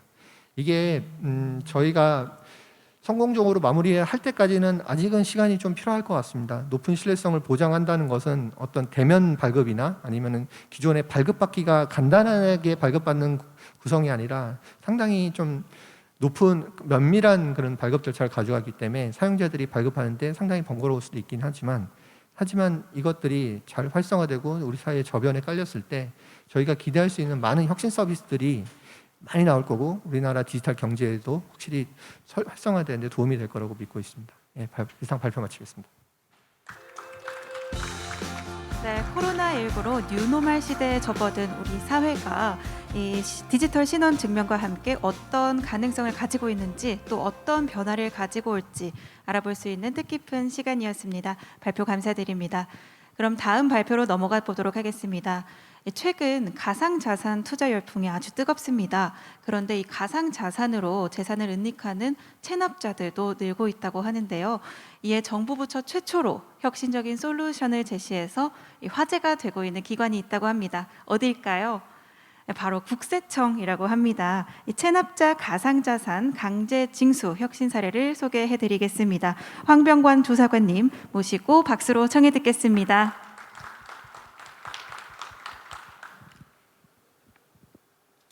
네, 안녕하십니까. 국세청 징세과에서 고액 상습 체납자의 체납액 징수 업무를 맡고 있는 황병광 국세조사관입니다. 저는 일하는 방식의 혁신인 국세청에서 실시한 정부기관 최초 체납자의 비트코인 등 가상자산 강제징수 사례를 말씀드리겠습니다. 목차입니다. 왜 가상자산일까요? 여러분 가상자산 투자하고 계신가요? 제가 오늘 비트코인 검색해보니까 1BTC 한 7,300만 원 정도 하고 있습니다. 알트코인 같은 경우도 많이 올랐는데요. 지금 가상자산 투자자는 570만 명을 넘어서고 있고요. 그리고 거래 대금도 코스피의 2.3배를 넘어섰습니다. 최근에는 한 2주 전인가요? 3주 전에는 8천만 원을 넘어섰기도 했었는데요. 지금 2030 세대들은 40대에 은퇴를 하는 파이어족을 꿈꾸면서 가상자산에 올인을 하고 있습니다. 이렇게 전 국민적으로 가상자산에 대한 사회적 관심이 증대되고 있을 때 저희 국세청에서는 체납자도 가상자산을 가지고 있을 것이라고 생각하고 어떻게 하면 이 체납자가 갖고 있는 가상자산을 강제 징수할 수 있을까 많이 고민했습니다. 그 결과가 어떻게 됐냐면 이제 당연히 이제 성공을 했기 때문에 제가 이렇게 여기서 이제 발표를 하고 있을 것입니다. 저희 국세청에서 가상자산 결과 강제징수한 결과는 지금 저희가 실시해서 체납자 2,416명으로부터 437억 원을 징수했는데요. 많은 국민들께서 가상자산 강제징수 결과는 알고 계신데 그게 어떻게 진행됐는지는 잘 모르셔서 제가 이 자리를 빌려서 간단하게 설명드리겠습니다. 제가 말씀드리는 거는 가상자산 강제징수 크게 세 가지 방법으로 말씀을 좀 드리겠습니다. 첫 번째 도전 정신이고요. 두 번째 창의성, 세 번째 소통입니다. 첫 번째 끝까지 해봤어입니다. 많은 다른 이제 정부 기관에서도 체납자가 가상자산을 갖고 있을 거라고 생각을 하고 그걸 어떻게 하면은 강제징수할 수 있을까 고민을 했을 텐데 그거를 행동으로 옮기는 것은 또 다른 문제입니다.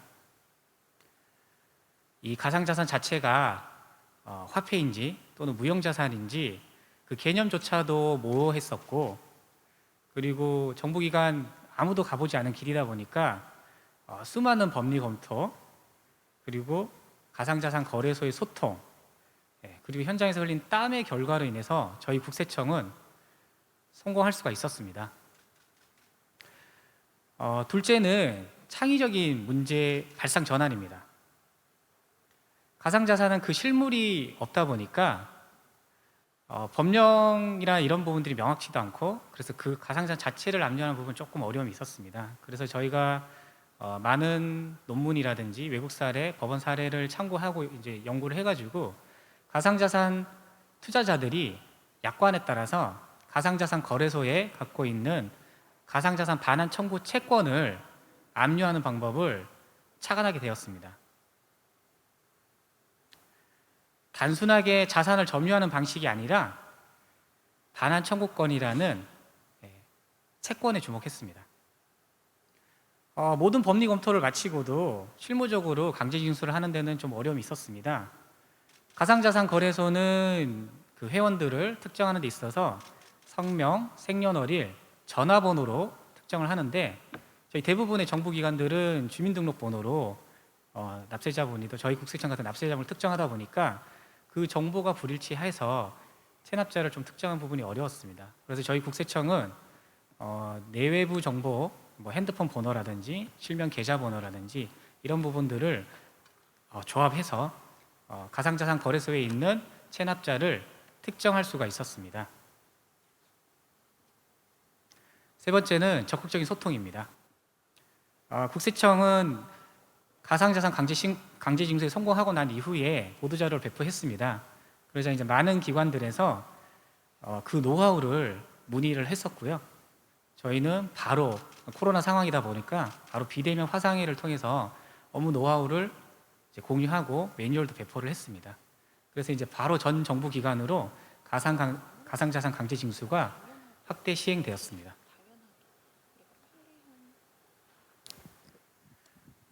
저희는 이러한 성과에 만족하지 않고 지금도 가상자산 강제징수를 확대해서 계속 실시하고 있습니다. 그리고 저희가 이제 가상자산 거래소와 소통 과정에서 입법적인 좀 미비한 부분이 좀 있어서 그 부분은 기획재정부에 적극적으로 세법 개정안을 건의했고 기획재정부에서는 7월달에 이제 보도자료를 배포하고 9월에 입법 발의를 해서 지금 가상자산 강제징수와 관련된 입법이 목전에 와 있습니다.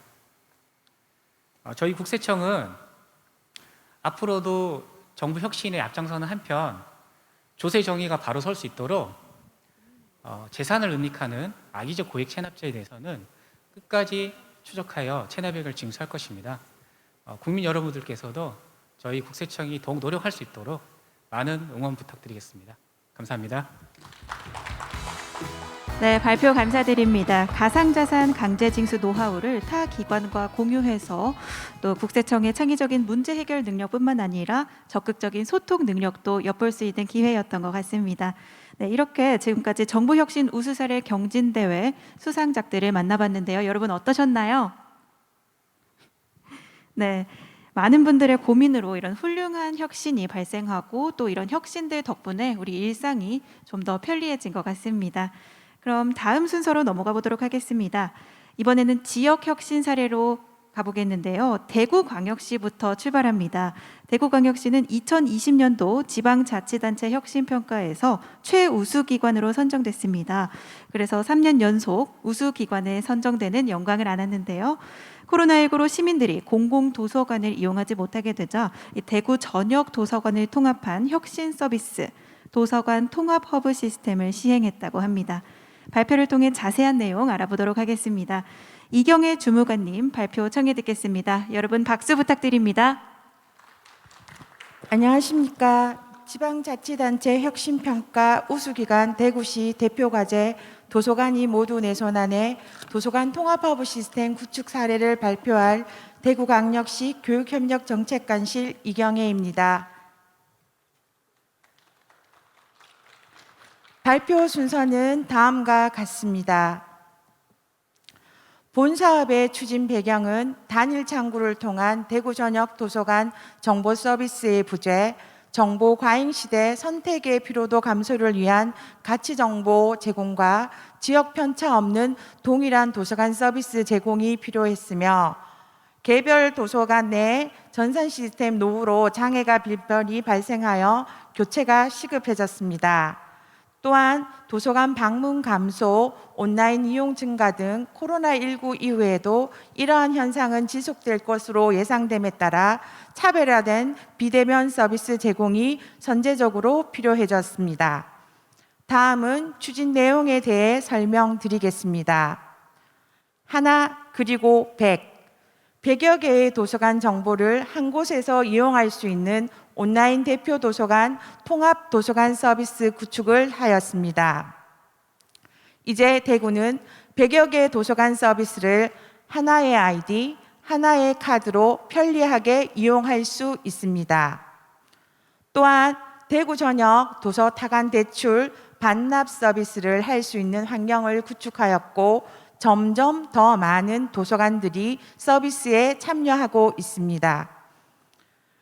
비대면, 이제 도서관을 직접 방문하지 않아도 대구 시민, 대구 학생 인증으로 도서관 회원 자격을 획득하여 정보를 이용할 수 있으며, 도서관 방문 전 홈페이지를 통해 방문하고자 하는 도서관의 혼잡도를 사전에 모니터링하여 도서관을 이용할 수 있는 서비스를 구축하였습니다. 사회적 거리두기 단계별에 따른 열람실 좌석 자동 배정, 온라인 좌석 예약 서비스, 안내 데스크에 오지 않고도 사물함을 통해 예약된 도서를 대출할 수 있고, 지역 서점에서 도서를 빌릴 수 있는 희망도서 바로 대출 서비스 등 다양한 비대면 서비스를 구축하였습니다. 혁신, 대구 디지털 산업진흥원과 협업하여 대출 이력을 빅데이터 분석하여 개인 맞춤형 도서를 추천하고 있으며, 미대출 도서 활용 서비스 모델을 제시하는 등 AI 알고리즘을 적용한 북 크리에이션 서비스 환경 구축 등 지속 가능한 미래 도서관 기반을 마련하였습니다.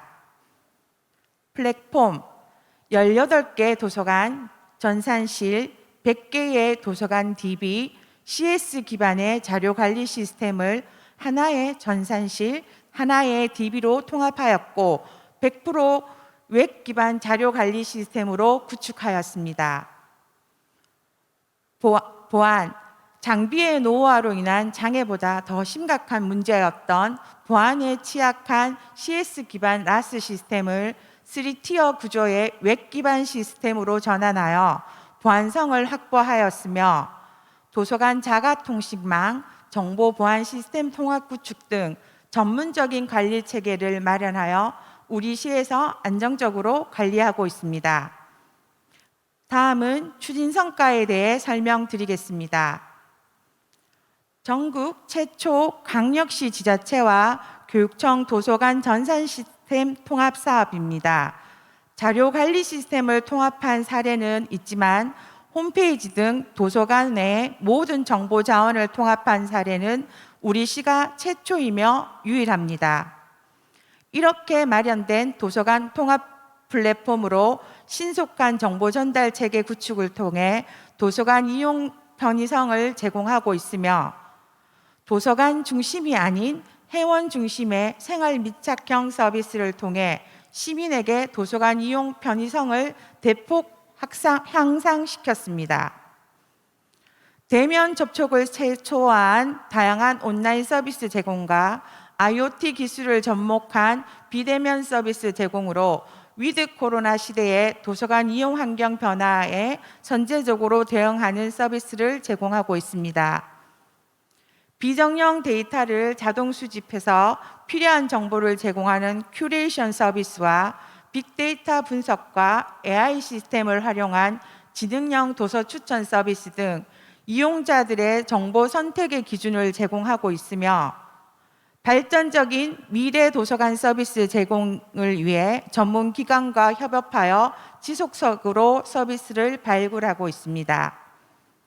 마지막으로 도서관 공동 플랫폼 구축으로 여러 도서관으로 흩어져서 중복 투자되는 예산과 향후 도서관 개관식 전산 시스템 구축비 제로 발생 등 약 94억 원의 예산 절감 효과를 가져왔습니다.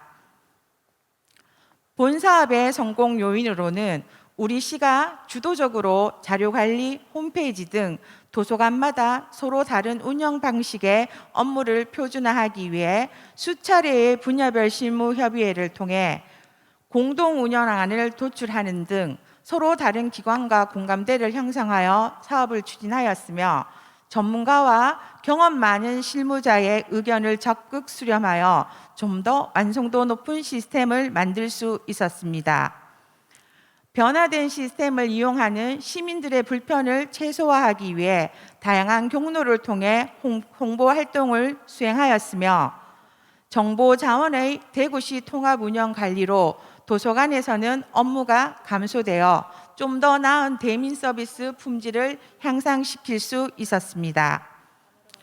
우리 시는 이런 결과에서 만족하지 않고 공립도서관 대비 정보 환경이 열악한 사립도서관을 통합하여 공립도서관과 동일한 대민 서비스를 제공하고 대구형 무인도서관, 내 집 앞 도서관 서비스와 비대면 서비스의 추가 개발을 통해 최고의 도서관 서비스 제공을 위해 최선을 다하겠습니다. 끝까지 경청해 주셔서 감사드립니다. 네, 발표에 수고해 주신 이정혜 주무관님 감사드립니다. 모두에게 공공 서비스 이용 기회를 확대했다는 점에서 사회적 가치와 밀접한 그런 혁신 사례였던 것 같습니다. 그럼 다음으로 넘어가겠습니다. 제10회 대한민국 지식대상 수상기관에 선정된 두 가지 혁신 사례 소개해드릴 차례입니다. 지식행정부문 대통령상을 수상한 종로구의 사례인데요. 서울 중심에 있는 종로구는 안전한 도시를 만들기 위해서 복잡한 도심을 비우고 또 새로 가꾸어냈습니다.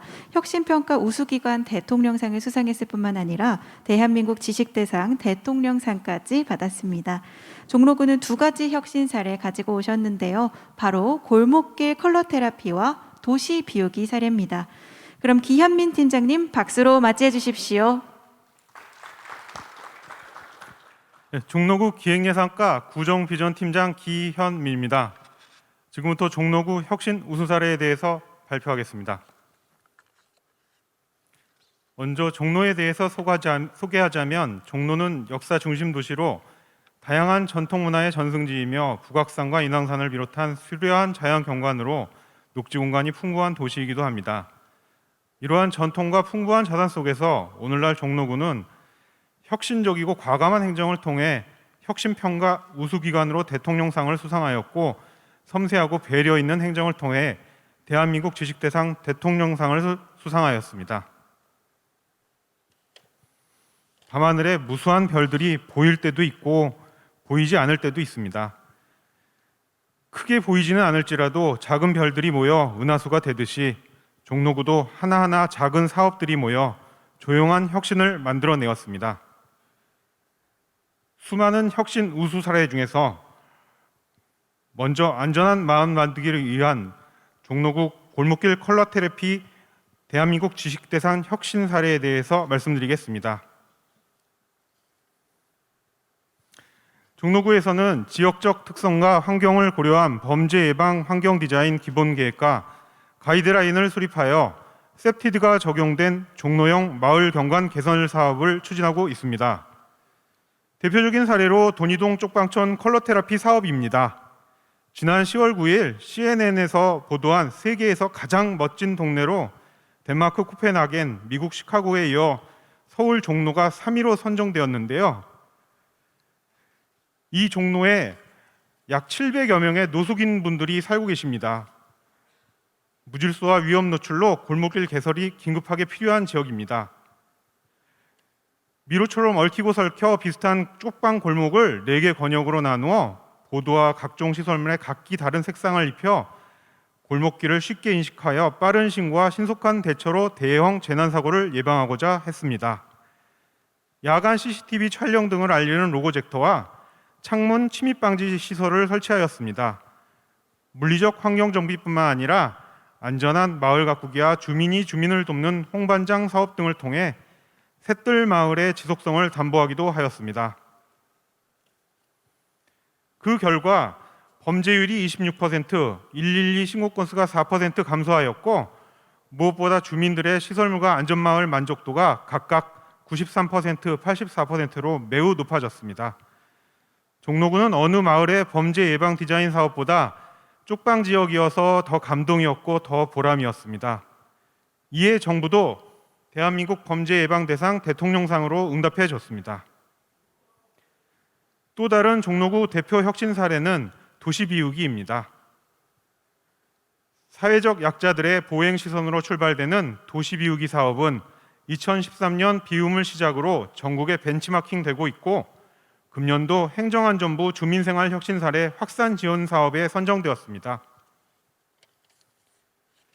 비움과 여백을 통해 안전도시를 완성하고자 시설물을 비우고 줄이고 통합 정리하는 추진 원칙을 정하였고 그 결과 3만여 건을 정리정돈하였습니다. 더 나아가 각종 시설물 주체기관인 경찰청, 한전 등이 참여하는 도시비우기 협의회를 통해 설치 전 미리 비우기를 추진하고 있습니다. 미리 비우기로 인한 예산 절감은 약 10억 원 정도입니다.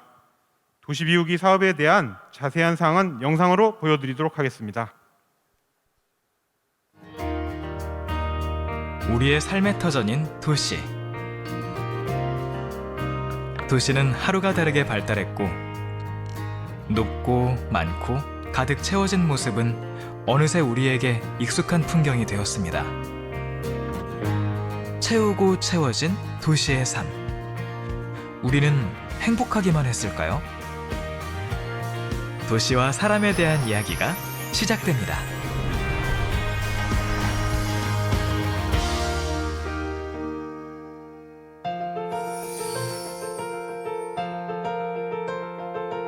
서울의 중심, 오래된 역사를 간직한 종로구는 복잡한 도시의 모습에 질문을 던졌습니다. 도시는 왜 채워지기만 하는 걸까? 종로구는 도시를 새롭게 바라봤고 비움이라는 가치를 떠올렸습니다. 사람들이 느끼는 사소하고 작은 불편들을 해결하기 위해 비움을 실천하기 시작한 것인데요. 거리에 있는 불필요하거나 중복되는 시설물들을 비우고 줄이고 정비해 나가기 시작했습니다. 종로구 윤동주 문학관 앞 삼거리. 많은 공공시설물이 좁은 공간에 모여 있다 보니 이동할 때 불편함이 생기거나 안전사고가 발생하곤 했는데요. 주민의 편의를 위해 통합지주를 설치하여 분산된 시설물을 한 곳으로 모으는 공사를 진행했습니다. 달라진 모습을 눈치채셨나요? 작지만 아름다운 변화, 비움. 바로 종로구의 도시 비우기 사업입니다.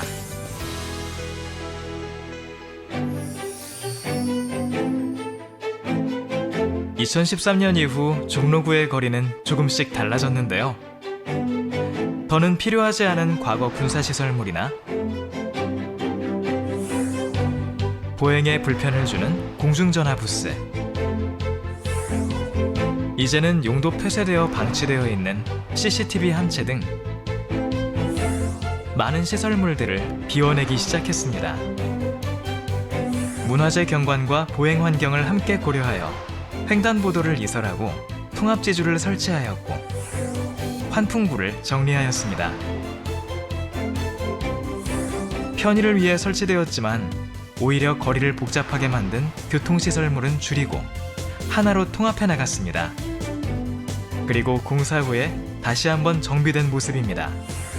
보행에 불편을 주고 안전에 걸림돌이었던 지하철 출입구 계단의 가각을 잘라 정비했고 횡단보도 중앙에 있는 소화전과 한전 지상기기를 비워냈습니다. 제각기 설치된 안내 표지판도 표준 디자인으로 말끔하게 통합 설치하였습니다. 특히 2018년부터는 녹제거 사업을 새로이 추진하며 도시 비우기 사업의 개념을 도시의 정리정돈으로 확장시켜가고 있습니다. 교차로 주변에 녹슨 교통신호 지주와 제어기를 정비하여 보행과 교통 편의를 높이고 대로변의 각종 지주시설물 하단의 녹과 물때도 깔끔하게 정리해서 안전하고 쾌적한 거리를 만들어가고 있습니다. 그리고 도시 경관을 해치는 훼손되고 낡은 한전 지상기기와 시설물 함체, 주차장 시설물도 한전 등 관련 기관의 협조를 얻어 하나하나 정비해 나가고 있습니다. 작은 노력이 모여 아름다운 변화를 만들어낸 것입니다. 복잡한 도시의 아름다운 변화, 비움 사업을 전담하고 있는 도시 비우기 팀은 22개 관련 기관과의 지속적인 협업과 소통을 통해 도시를 복잡하게 만드는 종로거리 곳곳에 설치된 중복 시설물과 불필요한 도시 시설물을 정비하고 있습니다. 그 결과 비움의 실천으로 새로운 것들을 얻게 되었습니다. 넓어진 거리만큼 편리해진 이동, 전에는 보지 못한 아름다운 경관, 불필요한 시설물의 설치를 막아 예산을 절감하는 일석삼조의 효과까지 얻게 된 것이죠. 종로구는 비움으로써 쾌적하고 건강한 주민이 더 살기 좋은 도시가 되었습니다.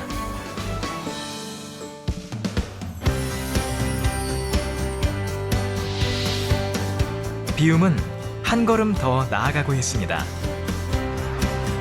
2012년 보행안전 및 편의 증진에 관한 법률이 시행되면서 안전하게, 편리하게 걸을 수 있는 보행 환경에 대한 관심이 더 높아졌는데요.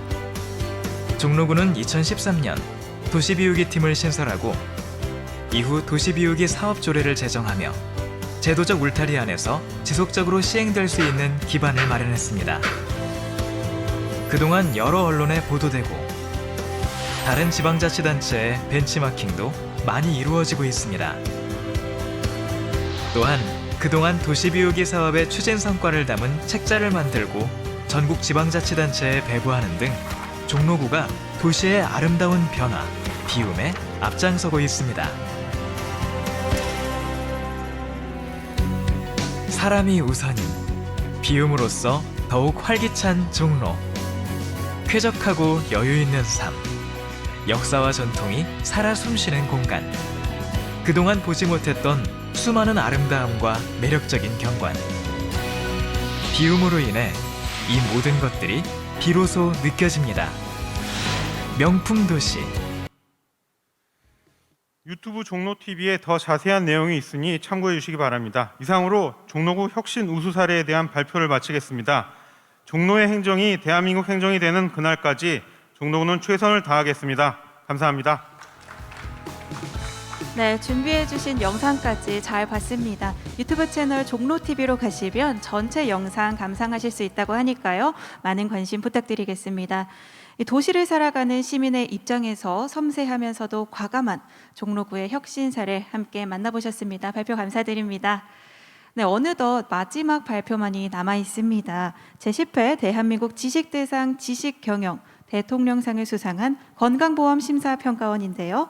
의료서비스의 질적 적정성과 의료비 적정성을 평가하는 건강보험심사평가원이 K방역에도 일조했다고 합니다. 건강보험 심평원의 히라 시스템이 어떤 방역 혁신 사례를 만들어낸 것인지 모두 발표에 귀 기울여 주시기 바랍니다. 그럼 유혜림 팀장님의 발표 청해 듣겠습니다. 여러분 큰 박수 부탁드립니다. 네, 안녕하세요. 건강보험 지식 노하우의 결정체 히라 시스템 발표를 하게 된 건강보험 심사평가원 기획조정실 유혜림 팀장입니다. 심사평가원은 이번에 정부혁신60 대통령 표창 및 지식대상 대통령상을 수상하였는데요. 그럼 지금부터 건강보험 심사평가원의 대한민국 지식대상 사례 발표 시작하겠습니다. 심사평가원은 국민과 의료계의 소통과 협력으로 건강보험의 적용 기준을 결정하고 국민의 소중한 진료비가 적정하게 사용되었는지 심사하고 평가합니다. 의료 서비스의 질을 평가하고 관련된 다양한 정보를 제공하며 국민이 안심하고 편리하게 의료기관을 이용할 수 있도록 돕습니다. 심사평가원은 고유한 3가지 지식경영 강점을 활용하여 다양한 보건의료 사회 문제를 해결하고 있습니다. 첫 번째 강점, 임상의료 전문가, 보건의료 정책 연구 전문가, 빅데이터 ICT 전문가로 구성된 최고 전문가 조직으로서 지식활동을 통해 집단 지성을 발휘합니다. 두 번째 강점, 국민, 전국 단위의 의료정보와 지식을 보유하고 관리하는 세계 유일의 기관입니다. 국립중앙도서관이 보유한 정보의 약 30배 이상 되는 규모입니다. 이러한 빅데이터를 외부와 연계하여 새로운 가치를 창출합니다. 세 번째 강점, 빠르고 스마트한 지식경영을 지원하는 지식경영 플랫폼입니다. 지식경영 플랫폼은 데이터를 수집하고 관리하고 활용하는 심사평가원 시스템의 집합체로서 심사평가원은 이를 통해 다양한 서비스를 개발하고 제공합니다. 이제 심사평가의 지식경영 성과에 대해 알아볼까요? 첫 번째 성과는 위기 대응의 앞장서다입니다. 심사평가원은 국가적 재난인 코로나19 예방부터 미래 대비까지 전 단계에 거쳐 방역 체계를 마련하고 선도하고 있습니다. 두 번째 성과, 국민 일상을 지키다입니다. 국민 맞춤형 서비스를 제공하여 국민의료 안전망을 더욱 강화하였습니다. 세 번째 성과, 미래를 준비하다입니다. AI 등 디지털 기술을 활용하여 스마트한 보건의료의 방향성을 제시하고 있습니다. 먼저 위기 대응에 앞장서다입니다. 히라 시스템 K방역 지원인데요.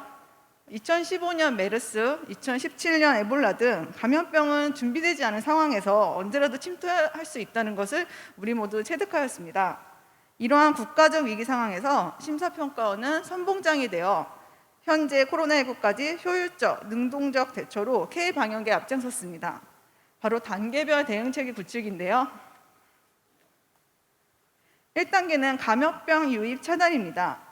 심사평가원은 국내 코로나19 유입 및 확산 차단을 위해 감염병 발생국 방문 이력 정보를 해외 여행력 제공 시스템을 통해 전국 요양기관에 실시간으로 제공하고 있습니다. 의료기관 방문자의 해외 여행력 정보를 환자 진료 접수 단계부터 의료진에 실시간으로 제공함으로써 감염병이 K방역 시스템에서 통제될 수 있는 기반을 제공하였습니다. 2단계는 지역사회 확산 방지입니다. 작년 초 우리는 코로나19 확산으로 마스크 착용이 필수화되었습니다. 그러나 갑작스러운 상황에 마스크 수급이 원활하지 않아 많은 국민들이 불편함을 겪었는데요. 이때 경북의 한 약사가 히라 시스템을 통해 마스크를 국민들에게 공평하게 분배될 수 있도록 하자는 아이디어를 국민청원에 제안하였습니다. 심사평가원은 전국 약국과 실시간 연계되어 있는 히라 시스템 활용 가능성을 검토하였고 단 3일 만에 시스템을 개발하여 마스크 수급 대란을 해결하였습니다. 심사평가원은 마스크 중복 구매 확인 시스템을 통해 약국 등 공적 판매처와 정보를 주고받으며 20년 3월 1인당 2장씩 구매 상한을 두고 공적 마스크를 공급하기 시작하였습니다. 또한 민간업체 150여 개에 실시간으로 마스크 정보를 제공하여 국민들이 실시간으로 재고 여부를 확인할 수 있게 하였습니다. 이렇듯 심사평가원은 국민 의견을 적극 청취하여 사업화함으로써 줄서기 등 불편을 해소하고 감염병 확산 속에서 국민들에게 큰 안심을 주었습니다. 3단계는 백신 이상 반응 감지 체계 운영입니다. 현재 백신 접종률이 높아짐에 따라 이상 반응 접수 또한 증가하고 있고 이에 대한 국민들의 걱정도 크게 늘고 있는데요. 심사평가원은 방역당국과 협력하여 백신 접종 이력 정보를 실시간으로 의료기관에 제공하고 백신으로 인한 이상 징후가 있을 경우 의료기관에서 즉시 신고할 수 있는 시스템을 구축하였습니다. 이에 따라 부작용을 조기 발견하고 빠른 처치로 연계했을 뿐 아니라 보건소 등 방역당국에서 실시간으로 관리할 수 있는 기반을 마련하였습니다. 심사평가원의 두 번째 성과, 국민 일상을 지키다입니다. 첫 번째 안전망 시스템은 의약품 안전사용 서비스 시스템입니다. 대표적 사례로 우리가 약을 처방받을 때 혹시 A약 드시고 계시나요? 처방하려는 약과 동일 성분의 약을 드시고 계시네요 하며 독일 의약품 중복 처방을 점검한다던가 임신부 환자의 처방전 내에 임부금기 의약품이 포함되어 있는지 확인합니다. 이렇듯 의약품의 안정성과 관련된 정보를 의사와 약사에게 제공하여 부적절한 의약품 사용을 사전에 예방하는 시스템입니다. 두 번째 안전망 시스템은 응급진료 지원 데이터 서비스입니다. 응급 환자가 발생하여 응급실에 의식불명의 상태로 들어옵니다. 의료진은 빠르게 응급처치를 해야 하는 상황에서 환자의 수술 이력, 복약 정보 등 주요 진료 데이터를 알 수 있다면 어떨까요? 좀 더 시의적절한 꼭 필요한 진료를 받을 수 있지 않을까요? 심사평가원은 이런 응급 상황에서도 환자 진료 정보가 실시간으로 의료진에게 전달될 수 있도록 시스템을 구축하였습니다.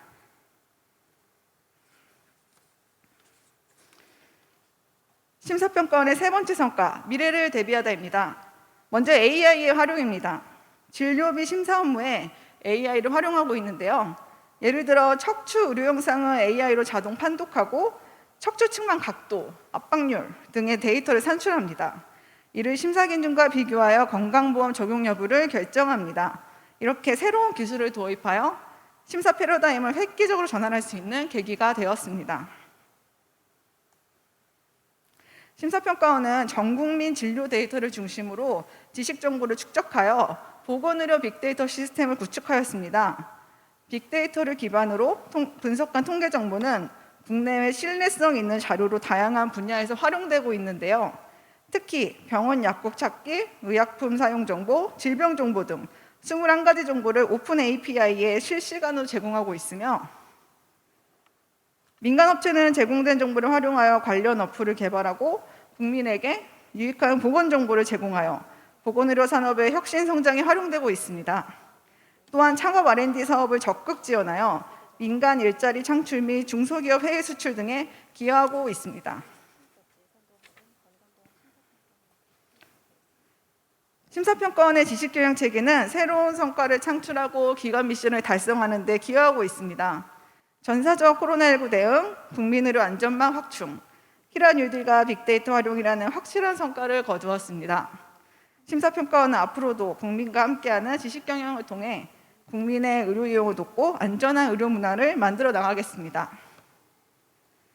지금까지 건강보험심사평가원의 지식대상 사례 발표를 들어주신 여러분 감사합니다. 네, 건강보험 운용을 통해서 쌓아온 지식과 노하우로 세계적인 그리고 국가적인 위기 대응에 앞장서고 보건의료 디지털 혁신까지 추구한 건강보험 심사평가원의 발표 감사히 들었습니다. 오늘 저희가 준비한 혁신 우수 사례 발표 여기까지입니다. 이 4개 혁신 분야 총 10개 기관 그리고 11개 발표 함께 들어보셨는데요.